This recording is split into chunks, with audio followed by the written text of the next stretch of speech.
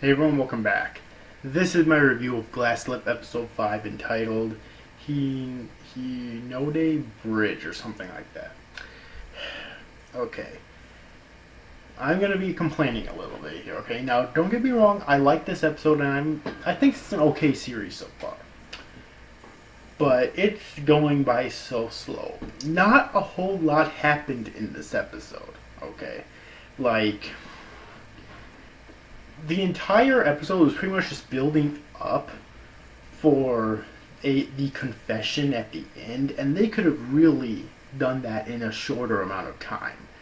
Alright, I really think that I'm not going to say this was filler because I haven't read the source material, but I think it was filler in the context of the overall story in general, even if it was in the source material, because like it was pretty much just fluff. It was pointless. And I know this is a slice of life series, and there's going to be a lot of scenes like that, and the scenes weren't like the most boring I've ever seen, but they weren't particularly interesting either. It's like comedy that we've seen before in this series.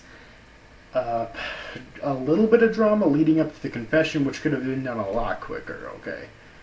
Really, I would have been satisfied if it just happened like at the very beginning of the episode, because there was no need for all of that build-up. I mean, it wasn't even really build-up, I guess, because there was just really no need for all the rest of it. So, I mean, the confession at the end there was kind of nice. It basically had what's her name? Takayama, I think her name is, confessing to that one guy. See, I can barely remember characters' names. And sorry at episode 5, but she's confessing to him. Basically, she knows that he already confessed to Toko, and that she just wanted to confess to him to get it off her chest, and she knows that she'll be turned down by him, but she wanted to confess to him just to get it off her chest. And she hopes that things later on can go back to normal. Now, she got it off her chest. That's all fine and dandy. I'm fine with that, but that could have been done in a much shorter amount of time. Maybe even at the very beginning of the episode, when the episode first fucking opened. I'm being perfectly honest here. I mean, the series is great to look at. It reminds me of, like I keep saying, Nagi no Asukara, one of my favorite anime of 2013, and is done by the same studio, so I shouldn't be too surprised. PA Works. It has really great art. The animation, unfortunately, isn't that great. There are way too many still frames in this series, okay?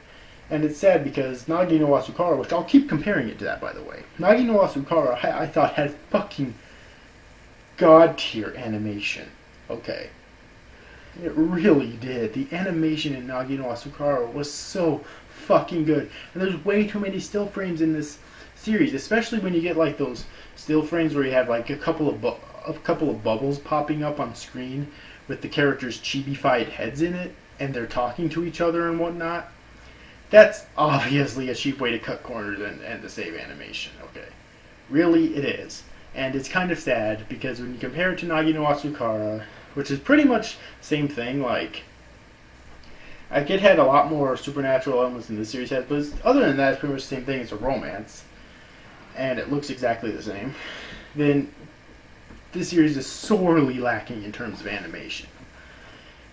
Now let's get to the supernatural aspect. Where the fuck is it?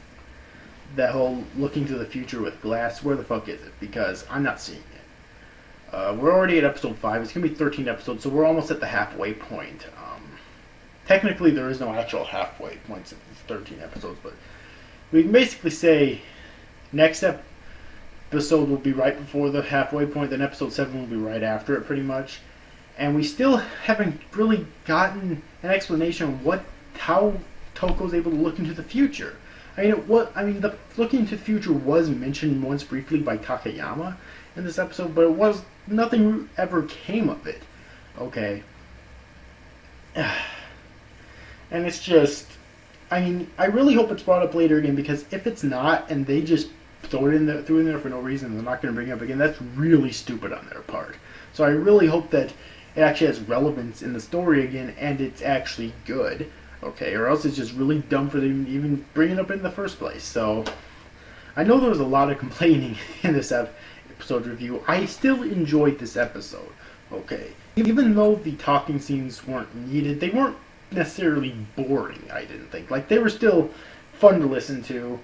The series is, of course, beautiful in terms of the art, although the animation could definitely use a lot of fucking work. And really, except for the end scene, every single other scene in this episode seemed like fluff to me. But I still enjoyed this episode nonetheless. I just had to be honest here, okay? The series is kind of disappointing me at this point. I really hope that it picks up soon. Anyways, overall, hope you enjoyed this review, guys. See you after, guys. Thanks for watching. Bye-bye.